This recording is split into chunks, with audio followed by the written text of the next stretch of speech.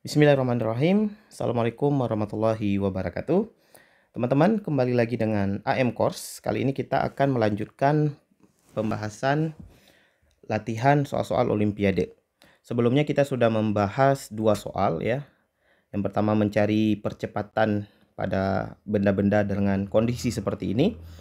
Yang kedua soal tentang ayunan konis. Nah, kali ini kita akan melanjutkan satu soal terkait gerak parabola, tapi terjadinya pada bidang yang miring, bukan pada bidang datar. Oke, kita langsung saja. Seorang pemain ski melompat dengan sudut alfa 37 derajat dengan laju V0 10 meter per second. Kemudian ia mendarat pada jarak L dari posisi mula-mula. Lihat gambar. Ya. Jika sudut kemiringan bidang 45 derajat, tentukan jarak L yang ditempuh. Gunakan gravitasi 10 dan sin 37 0,6. Oke. Sebelumnya kalau sin 37 0,6 ya berarti cos 37 itu nilainya 0,8. Oke, jadi di sini ada V0-nya dari gambar ya. Ada V0. Untuk soal ini teman-teman, kita bisa mengerjakannya dengan dua cara ya, atau dua metode. Jadi untuk itu saya copy saja dulu gambarnya sebelum kita acak-acak ya. Saya copy agak ke bawah karena kita akan menggunakan dua metode nantinya. Oke. Kita di sini mau mencari L. L ini adalah jarak yang ditempuh oleh pemain ski pada bidang miring. Jadi jaraknya itu L, gitu ya. Tentu ya, kita pada sebuah segitiga itu teman-teman. Ya, katakanlah kita gambar segitiga di sini ya. Kita gambar ulang segitiganya di sini. Ketika kita ingin mencari L, L ini adalah sisi miring ya, sisi miring dari segitiga. Maka tentu kita bisa mencarinya secara Pitagoras. Kalau yang bawahnya X, yang atasnya Y, maka L ini sama dengan akar X kuadrat tambah Y kuadrat. Kan gitu ya. Jadi sederhananya kita bisa mendapatkan L sisi miring ini ya dengan Pitagoras. Nah, tapi syaratnya kita harus bisa mendapatkan X dan mendapatkan Y. Begitu ya teman-teman ya. Nah, jadi targetnya ini cara pertamanya ya. Kita beri nama di sini cara 1. Kita cari X dan Y dulu teman-teman. Ya. Ketika kita cari X ya, kita tinjau sumbu X ya. Jadi sumbu X dan sumbu Y-nya ya tentu normal seperti ini ya. Sumbu X-nya horizontal, sumbu Y-nya vertikal gitu ya. Jadi kita tinjau sumbu X. Ya, kita tinjau sumbu X.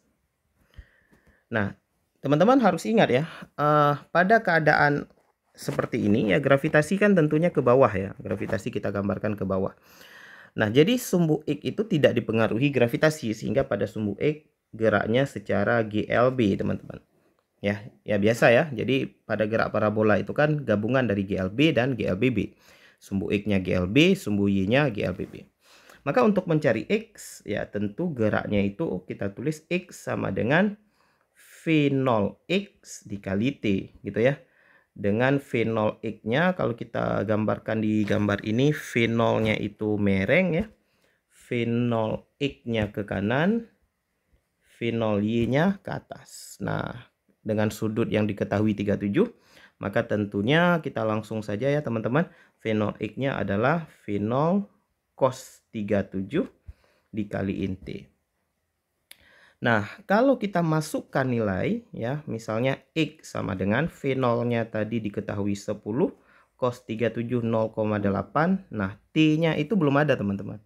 Jadi kita bisa mendapatkan X jika T-nya ada. Gitu ya, teman-teman ya.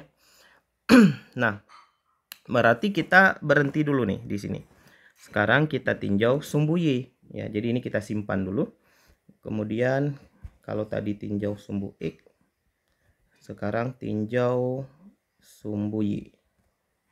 Nah, pada sumbu Y terjadi gerak GLBB karena dipengaruhi oleh gravitasi ya tentunya ya. Jadi kalau kita gambar ulang, geraknya itu benda awalnya punya kecepatan ke atas V0Y, tetapi gravitasinya ke bawah. Gitu ya. Jadi bendanya naik dulu sedikit, kemudian turun ya. Nah, benda nanti akan pindah ke bawah sini ya. Benda pindah ke bawah artinya dia pindah ke sumbu Y, arahnya ke bawah. Gitu ya. Bendanya pindah ke bawah. Maka persamaan Y sama dengan V0Y ya. Jadi kita pakai persamaan GLBB V0Y kali T kurang setengah G T kuadrat. Nah, di sini arah ke bawah itu kita anggap negatif. Maka kalau G ke bawah negatif, Y yang ke bawah itu juga negatif, teman-teman. Paham ya? Jadi arah ke bawah kita anggap negatif. Jadi kalau gravitasinya min karena ke bawah, maka Y juga min karena bendanya pindah ke bawah. Berbeda kalau seandainya bendanya dilempar ke atas. Dilempar ke atas. Ini Y-nya ke atas, maka ini Y-nya positif, teman-teman. Gitu ya.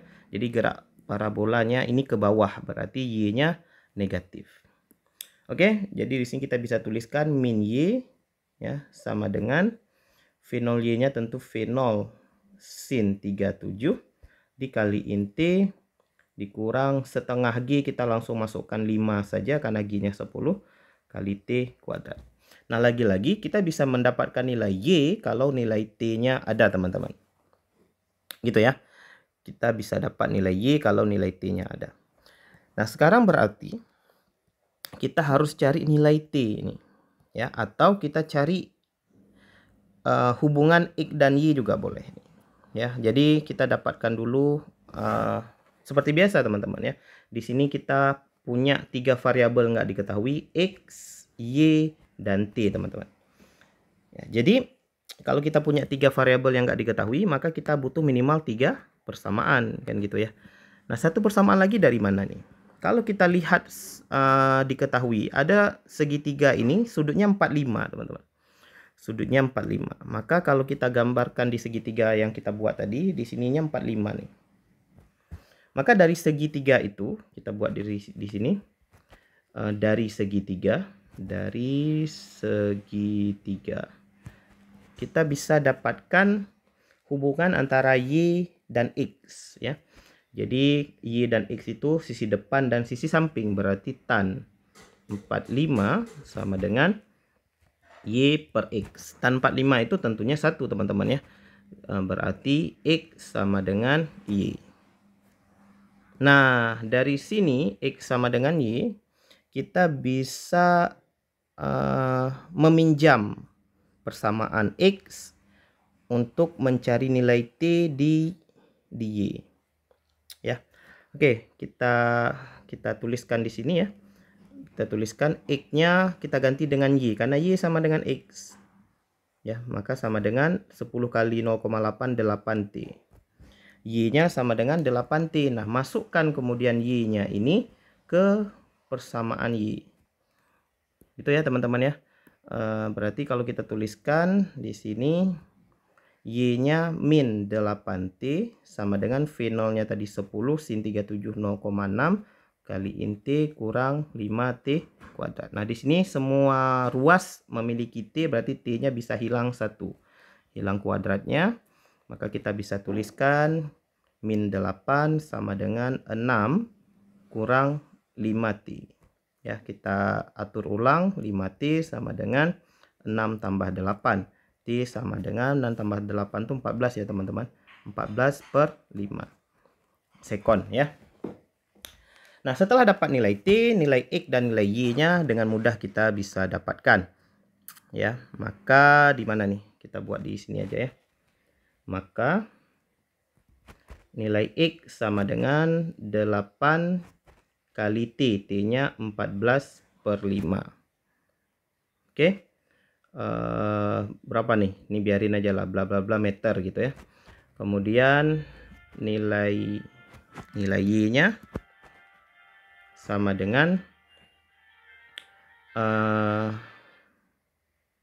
oh ya, sama ya, sorry teman-teman, X sama dengan Y ya teman-teman ya. Jadi langsung Y sama dengan X, berarti nilainya sama nih ya.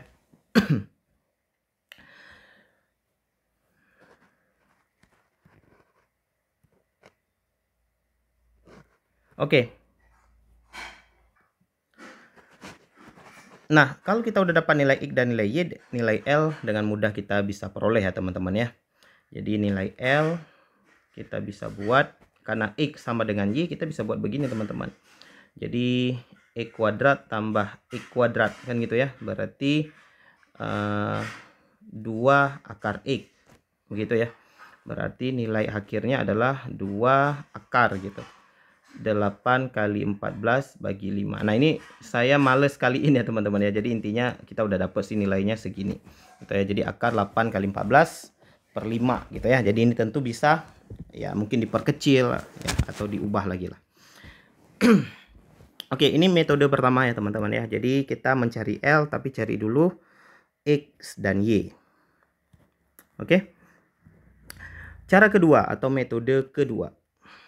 Kita kopikan ke sini aja teman-teman.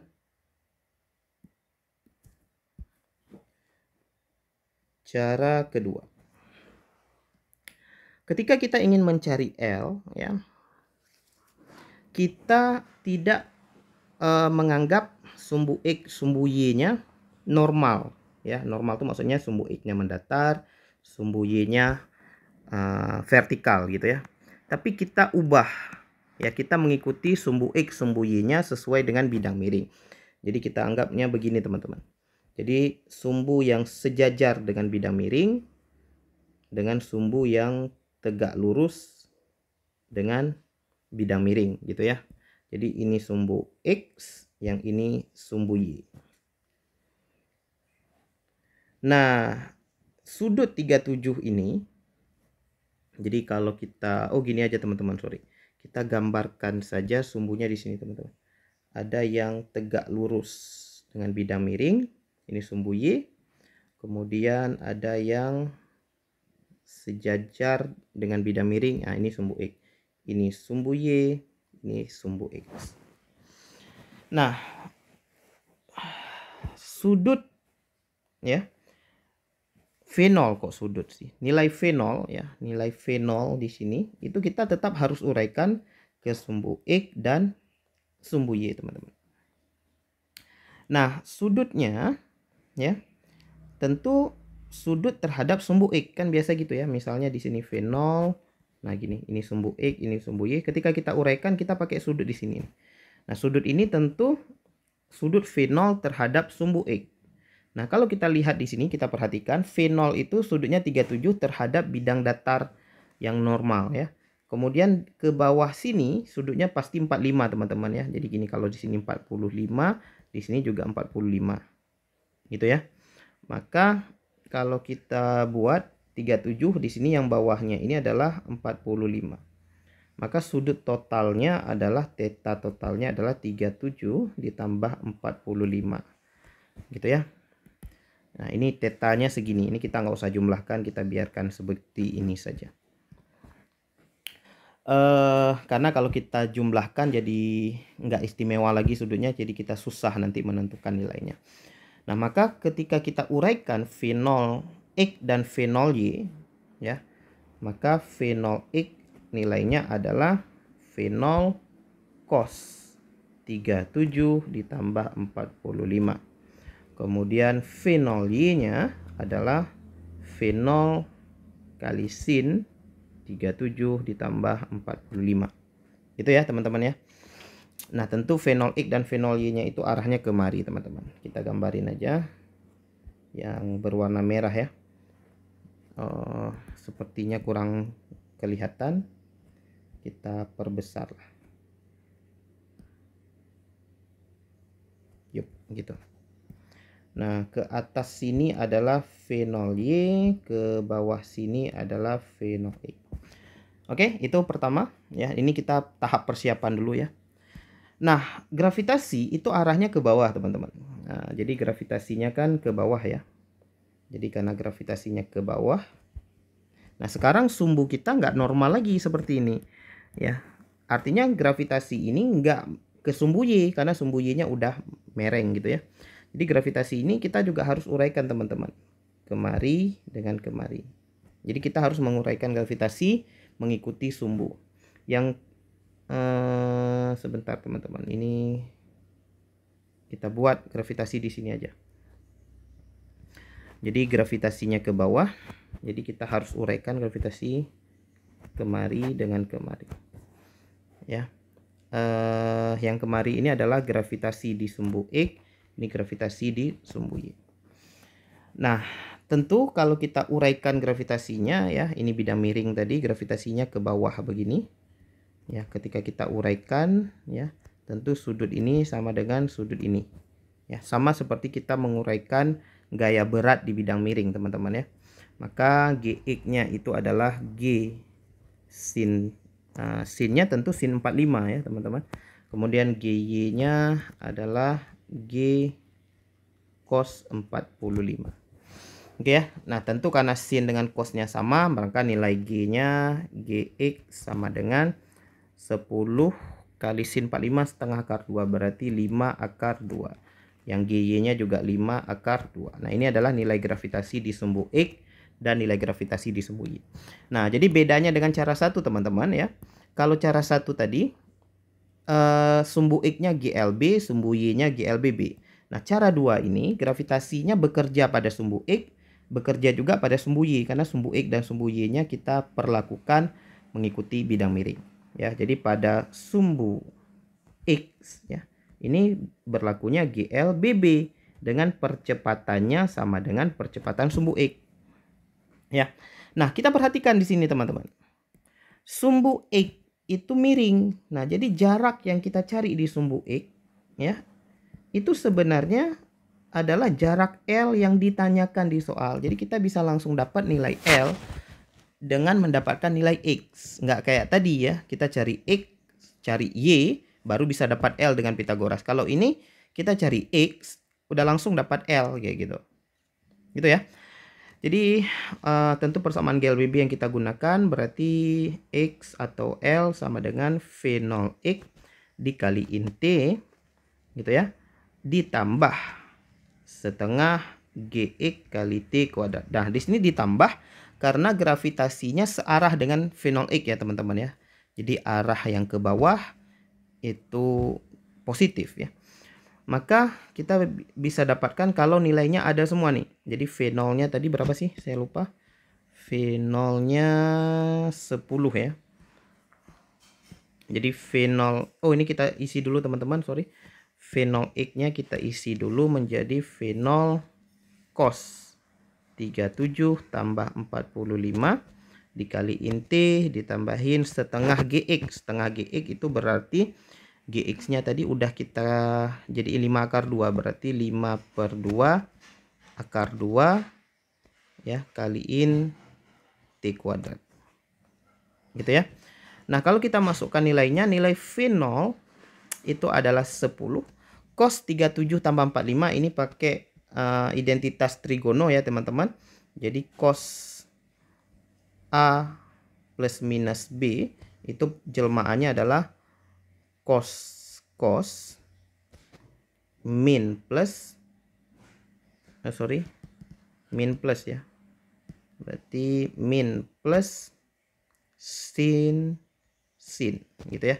Kalau ada sin A tambah B plus atau minus sin cos ya plus minus cosin ya.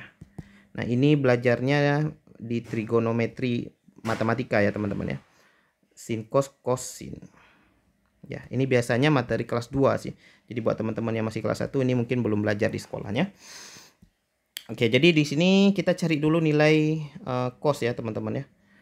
Karena kita butuh nilai cos, jadi biar nggak kacau yang lagi kita cari L itu, kita tulis di sini aja. Berarti cos 37 tambah 45, cos 37 tambahin 45, ini jadinya adalah cos 37 kali cos 45. Kalau cos itu plus minus diganti menjadi minus plus, berarti terbalik. Di sini minus sin 37 kali sin 45. Kita masukkan angka. Cos 37 0,8 ya tadi ya. Kita udah cari tadi. Cos 37 0,8. 0,8 cos 45 setengah akar 2 0,6, di sini juga setengah akar 2.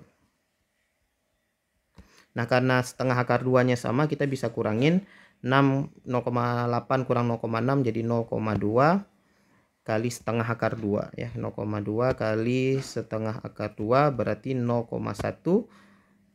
akar 2 gitu ya. Maka kita ganti kemari cosnya 0,1 akar 2 kali inti ditambahin 5/2 akar 2. 5/2 ini 2,5 ya teman-teman ya. 2,5 akar 2 kali inti kuadrat. Maka L sama dengan akar 2T ditambahin 2,5 akar 2 T kuadrat. Nah, di sini kita harusnya udah bisa mendapatkan nilai L, teman-teman. Tapi nggak ada T, gitu. Ya, nggak ada T sayangnya. Nah, jadi T kita cari. Ya, kalau ini tadi kan baru kita tinjau sumbu X ya, teman-teman. Nah, sekarang kita tinjau sumbu Y, gitu. Jadi, kita lanjutkan kerjaannya ke sumbu Y. Jadi ke sumbu Y sekarang. Nah, sumbu Y tentu GLBB juga dengan percepatannya GY. Ya, dengan percepatannya GY. Tapi percepatannya ini negatif, teman-teman. Percepatannya ini negatif karena kalau kita perhatikan geraknya V0Y itu mereng ke atas sana, sementara GY-nya ke bawah sini. Ini GY-nya ke bawah. Gitu ya. Kalau tadi di sumbu X itu V0X dengan GX, nah itu searah, makanya positif.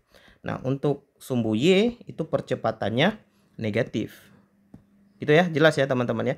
Maka untuk GLBB di sumbu Y kita tulisnya Y sama dengan sebentar. Kalau kita lihat di sini gampangnya gimana ya? Kalau kita pakai persamaan sumbu Y, ya betul. Kita bisa sih buatnya Y sama dengan V0Y kali inti dikurang setengah GY kali T kuadrat. Oke. Nah, ketika kita tinjau sumbu Y, teman-teman, benda ini tadi ya awalnya benda ini tadi awalnya itu di atas, set turun ke bawah, kan gitu ya. Ini sumbu Y-nya kan kita ambilnya begini ya, sumbu Y-nya itu begini. Ini sumbu Y ini. Nah, ketika begini sumbu Y-nya, ini itu posisi Y sama dengan 0. Nah, di sini juga Y sama dengan 0 kan? Paham ya, teman-teman ya? Jadi ketika sumbu Y-nya kita ambil, kan begini nih kalau kita normalnya sumbu Y begini. Set parabola begini. Nah, di sini dengan di sini ya, di titik 2 titik ketika benda dari bawah dari tanah kembali ke tanah, ini Y sama dengan 0, ini juga Y sama dengan 0. Gitu ya. Nah, ini bidang miringnya dimiringin aja. Ya, sumbu Y-nya tinggal dimiringin aja. Jadi sama aja, teman-teman. Jadi ketika bendanya dari atas ke bawah begini, set ke bawah. Nah, di titik ini Y sama dengan 0, di titik ini juga Y sama dengan 0 karena sumbu Y-nya ini. Gitu ya. Tanahnya sekarang yang ini. Ya. Mudah-mudahan teman-teman paham maksud saya ya. Jadi di sini kita langsung ganti Y sama dengan 0. Ya. Karena bendanya kembali lagi ke permukaan sumbu X. Berarti Y-nya sama dengan 0. V0Y-nya tentu kita ganti menjadi V0Y tadi apa? V0 sin ya. V0Y-nya V0 sin. V0 kali sin 37 tambah 45 kurang setengah GY berarti 5/2 akar 2. Oh sorry, ini ada T kali T kali inti dikurang 5/2 akar 2 T kuadrat. Ya, jadi sama seperti sebelumnya kita cari dulu nilai sinnya kemari. Berarti nilai sin 37 tambah 45 sama dengan, kita langsung nilai aja teman-teman ya. Berarti sin 37 0,6 kali setengah akar 2. Setengah akar 2 ditambahin 0,8 cos 37-nya kali setengah akar 2. Berarti akar 2-nya sama, 8 tambah 6 itu 14, 1,4 kali setengah akar 2. Ya kan? Berarti nilainya 0,7 akar 2. Nah, ini kita masukkan kemari. Tetapi ini karena sama dengan 0 teman-teman, kita bisa tulis begini ya teman-teman. V0, V0-nya 10 kali sin 37 tambah 45 itu 0,7 akar 2 gitu ya, kali inti sama dengan 2,5 akar 2 kali inti kuadrat ya. Ini kita bawa pindah ruas ya teman-teman. Akar 2-nya bisa dicoret, T-nya dicoret 1 ya. 10 kali 0,7 itu dapatnya 7 sama dengan 2,5 kali inti. Maka kita peroleh nilai T sama dengan, oh ini lebih cantiknya nggak usah kita buat 2,5 kalau begini ya. Kita buat aja 5/2 lah. Tetap 5/2 saja. Karena ini kita mau bagi nanti 5/2, ini juga 5/2, berarti T-nya sama dengan 14/5 sekon. Gitu ya, 14/5. Nah, kalau kita perhatikan teman-teman, nilai T-nya sama seperti nilai sebelumnya, 14/5. Gitu ya. Jadi T-nya sama. Cuman kenapa saya nggak pakai yang udah dapat ini tadi ya, karena ini kan kita cara 2. Jadi kalau kita menggunakan cara 2 ya kita belum dapat nilai T yang sebelumnya udah kita dapat nih. Ya. Jadi ini untuk membuktikan bahwa cara 1 dan cara 2 itu akan menghasilkan yang sama. Ya, jadi metodenya aja berbeda, kita memilih sumbu yang mana. Apakah normal sumbu X sumbu Y-nya atau sumbu X dan sumbu Y-nya kita gunakan mengikuti bidang miring gitu. Nah, kemudian nilai T-nya kita substitusikan kemari teman-teman. Ya, jadi nilai T-nya kita substitusikan kemari, set kemari. Kenapa begini? Set kemari. Kita substitusikan. Nah, ini silakan teman-teman coba ya. Jadi dengan mensubstitusikan ini kita akan mendapatkan nilai L yang insya Allah sama dengan yang L sebelumnya. Nilainya seperti ini. Ya. Komen di bawah kalau kalian nggak mendapatkan nilai yang sama. Mungkin ada yang silap atau gimana. Oke, sekian dulu. Semoga bermanfaat. Jadi kita bisa mencari parabola pada bidang miring ini dengan 2 metode. Nah, ini saran saya teman-teman pahami kedua metodenya. Karena ada soal yang mungkin memang bisa diselesaikan dengan cara 1. Ada soal yang memang bisa diselesaikan dengan cara 2. Nah, kebetulan untuk soal ini dua-dua caranya bisa kita selesaikan.